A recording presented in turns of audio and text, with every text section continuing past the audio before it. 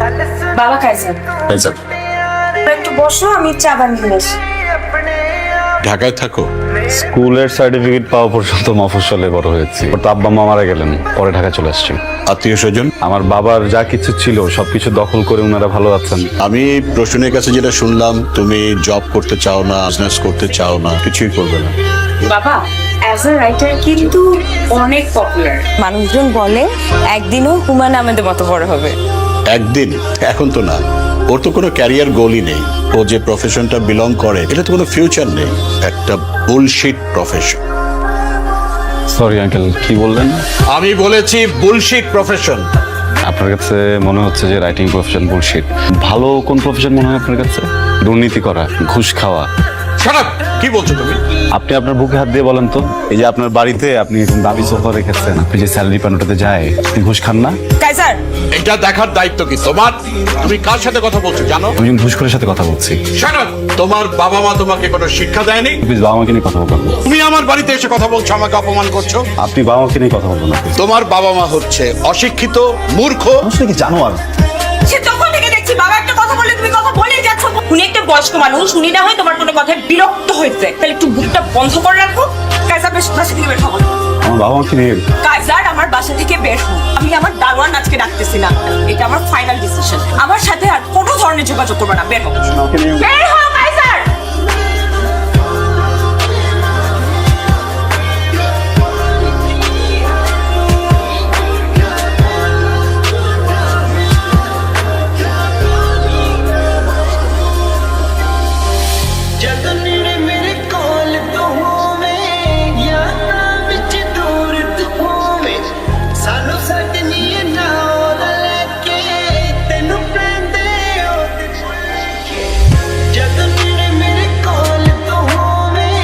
জি জি দেখো আমার দিকে। শোনো, আমি বেরোচ্ছি।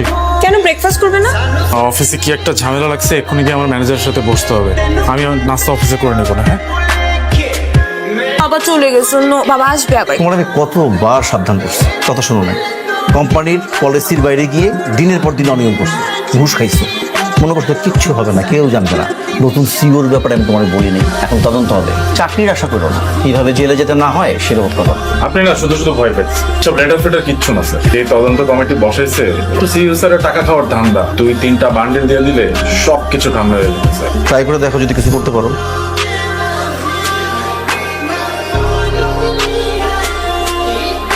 কি হয়েছে তোমার? কিছু না। কিছু তো একটা হয়েছে, বলো আমাকে।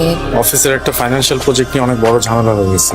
এখন না আমি বুঝতেছি না আসলে কিভাবে কি ম্যানেজ করবো। তো ম্যানেজার স্যার তো তোমাকে অনেক স্নেহ করে, উনি কোনো হেল্প করতে পারবে না? স্যারকে বেশ কয়েকবার বলছে। কিচ্ছু হবে না, এত টেনশনের কিচ্ছু নেই। ম্যানেজার স্যারের সাথে তো আমি কথা বলেছি কয়েকবার, ও দেখি কি করা যায়। টেনশন করো না।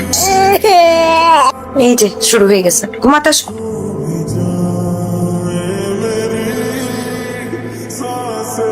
আমি আসলে আপনার সাথে একটা জরুরি বিষয়ে কথা বলতে এসেছিলাম।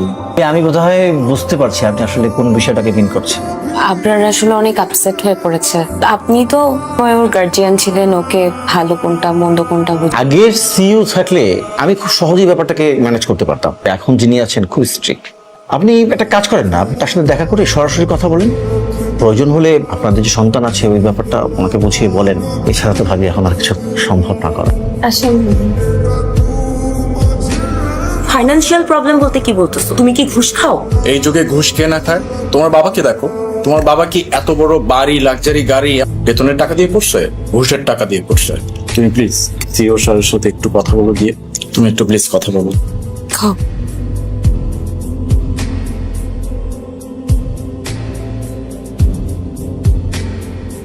কাইজার, টিমের সবাইকে কনফারেন্স রুমে আসতে বলুন।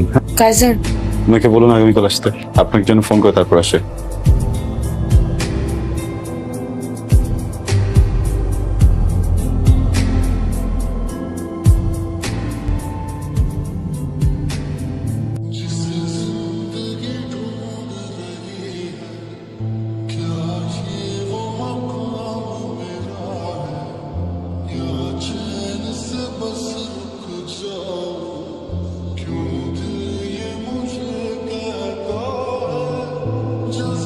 আপু আপনি কালকে আসেন। হ্যাঁ, স্যারের সাথে কথা বলতে পারছি না। কালকে আবার যেতে বলেছে। মহান আদর্শবান সিওর বাচ্চা কোর্সের প্রত্যেকটাকে জেলে পাঠাইছে। এই হারামজাদার বাচ্চা কোনোভাবেই আমাকে ছাড়বে না। তুমি প্লিজ আরেকবারের জন্য লাস্ট ট্রাই করবা। Your my last. তুমি প্লিজ আরেকটা বার একটু কথা বলে দেখো ম্যানেজ করা যায় কিনা। উনি ম্যানেজ হলেই সবকিছু সলভ হয়ে যাবে। একটু দেখবা প্লিজ। কাইজারকে ফোন করেন, কখন আসবে সেটা অ্যাটলিস্ট আমাকে জানান। আমাদের এবং কোনো নিয়ম নেই স্যারকে ফোন করার।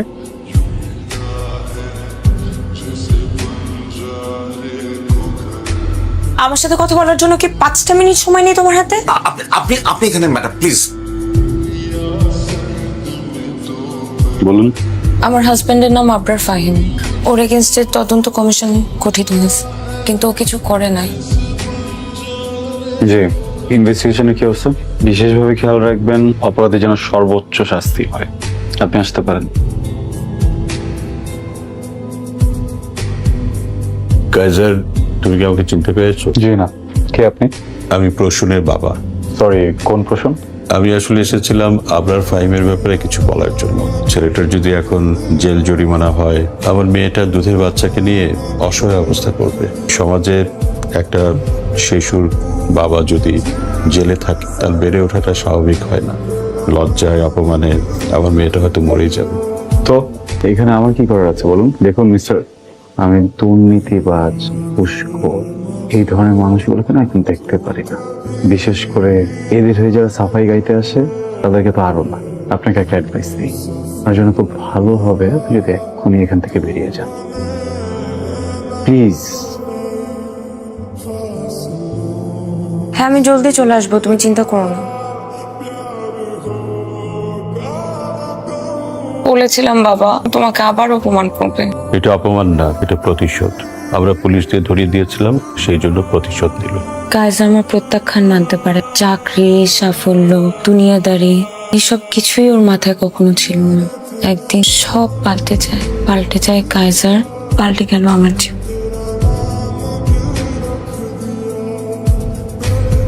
কাইজার, তুমি কি চাও আমার থেকে?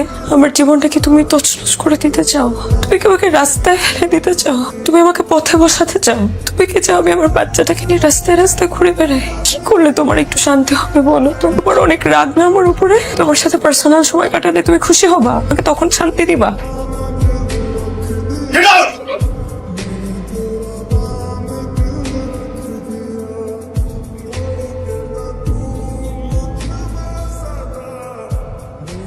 মিসেস ফাহিম, আমি খুবই দুঃখিত আপনাকে এমন একটা জায়গায় রেখেছি। আসলে যে বিষয়ে আপনার সাথে কথা বলবো আপনার জন্য খুব সম্মানজনক না, তাই অফিসের সবার সামনে বলতে চাইনি। আপনি বেশ কয়েকবার অফিসে এসেছেন আমার সাথে কথা বলার জন্য, কিন্তু আমি আপনাকে সময় দেইনি। আপনি নিশ্চয়ই ভেবে নিয়েছেন এর পিছনে ব্যক্তিগত কোনো কারণ আছে। আমি বা আমার কোম্পানি আমরা প্রফেশনাল কথা বলতে চাচ্ছিলাম। এখানে আপনার হাজবেন্ডের করা সব ফ্রডের ডিটেলস আছে। সচেতন মানুষ হিসেবে পুরোটা দেখে আমাদের বলবেন একই সাথে আমাদের কি করা উচিত। তোমার যেটা ভালো মনে হয় তুমি করো, আমার তোমাকে বলার কিছু নেই। মিসেস ফাহিম, আমরা অবিবেচক নই। আপনার পরিবারের বিষয়টা আমরা ভেবেছি, আপনার সন্তানের বিষয়েও ভেবেছি। অ্যাপয়েন্টমেন্ট লেটার আপনি চাইলে কাল থেকে জয়েন করতে পারেন। Thank you. ওয়েলকাম। কাইজার, আমাকে কি একবার নাম ধরে ডাকবেন?